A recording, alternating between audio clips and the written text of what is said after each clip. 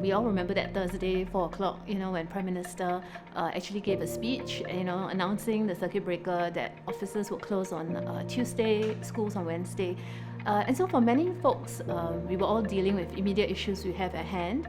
But I think for the migrant workers, the word was already spreading for some time, and there was concern about this virus spreading in the dorms.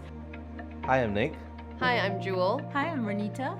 And we are the co-leads from COVID-19 Migrant Support Coalition, also known as CMSC.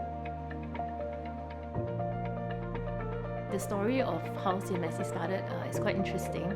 I think for most of us, we will remember it started really at the start of the circuit breaker. We came together and said, okay, let's try to see how we can help because there are just so many workers out there, and we could see that it's not an issue that one party can help alone. Everyone really needed to come together. One thing with the migrant scene and the migrant population, it's always very easy to forget. Like flavor of the month, right? Because last year in 2020, we saw an outpouring of support. And I think after phase 2, phase 3 came, people moved on, right? You want to meet your friends of 5, friends of 8, right? But the migrants are still within this situation. So CMSC actually has 3 parts, 3 main pillars all along.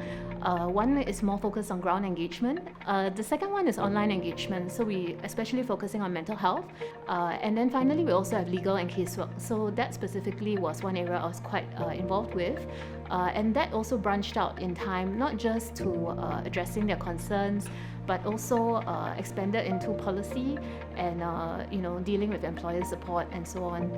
My role as a mental health lead, we also created 2 programs. So We Pals and We Talk. And I believe that when we talk about policy and even mental health, sometimes it's very far removed and very theoretical, and it only becomes personal when your friend is affected. So for We Pals and We Talk, it is a befriender program where it's not only us befriending the migrant workers, but also them befriending us. So they share a lot about their culture, about their lives with us, and a lot of Singaporeans and migrant workers become friends. Actually, evidence does show that community connectedness is one of the predictive factors for mental health and well-being. I think with the easing of restrictions since last year in 2020, we are seeing a lot more allowance for us to be able to go down to dormitories and recreation centres to engage our migrant friends. I think this year in 2021, one very important collaboration we did was with Esplanade and a few other migrant groups where we had our brothers come on board together with our other domestic helpers, put up a performance at Esplanade. And there was 2 fully sold out shows where I think that was very important and close to my heart. Because I remember one of our brothers telling me when they first came to Singapore and saw Esplanade, they just wanted to know how it looked like inside, and they never thought that they would be performing on stage one day.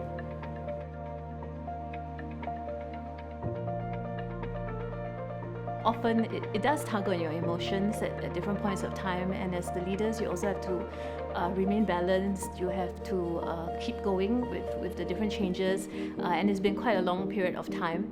But I think personally, for probably for all the co-leads especially, I think it's also been difficult because we have our own personal circumstances, family, our jobs, and constantly even, sometimes maybe even extended family or friends may not understand what are you doing in this space. Beyond that also we have to be careful because in our work we hold different hats, and I think that's always important to us for CMSC to be a moderate middle ground voice, so that we're not, we want to raise awareness, but we also want to do it in a constructive way. I hope that we will not exist, because I hope that our friends will be out in the community. CMSC hopefully will no longer need to keep raising all these policy issues, food issues, lorry issues, basic things like that. I really hope we don't have to do that anymore. And I just want to say that you guys are one of the bravest and most amazing people that we have the privilege of knowing. Thank you so much for really building our beautiful Singapore, and we hope to be here for you and with you, even as we go along this very difficult journey.